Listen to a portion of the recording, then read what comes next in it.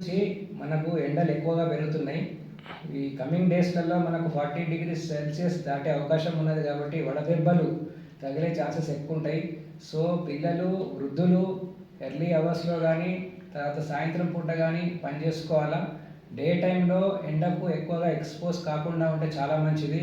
ఒకవేళ తప్పని పరిస్థితుల్లో బయటికెళ్ళాల్సొస్తే గూడా క్యాప్ ఏసుకోవడం గానీ, టవల్ ఏసుకోవడం గానీ నెత్తి మీద, కాటన్ వస్తువులు దుస్తులు వేసుకోవడం, ఈ జాగ్రత్తలు పాటించాలి. అదేవిధంగా డీహైడ్రేషన్ అనేది మెయిన్ ఇంపార్టెంట్. ఎలక్ట్రోలైట్ ఇంబాలెన్స్ వస్తూ ఉంటుంది. జనరల్‌గా అట్లా ఏమన్నా ఉంటే మన గవర్నమెంట్ హాస్పిటల్‌లో ఓఆర్ఎస్ ప్యాకెట్స్ ఉంటాయి.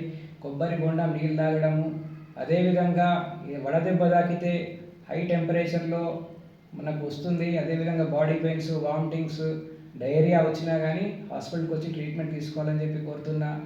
అదేవిధంగా మనకి ఓఆర్ఎస్ ప్యాకెట్స్ కూడా మన గవర్నమెంట్ హాస్పిటల్‌వే బెటరు. బయట ఉన్నటువంటి వేరే ఓఆర్ఎస్ఎల్‌లు షుగర్ కంటెంట్ ఎక్కువ ఉండి కూడా మనకు కొంచెం మంచిది కాకపోవచ్చు. దాని బదులు కొబ్బరి బొండం నీళ్ళు గానీ, ఫ్రూట్ జ్యూసెస్ గానీ ఎక్కువ తీసుకుంటే మంచిది. ఈ జాగ్రత్తలు పాటించాలని చెప్పి కోరుతున్నాను. Thank you very much.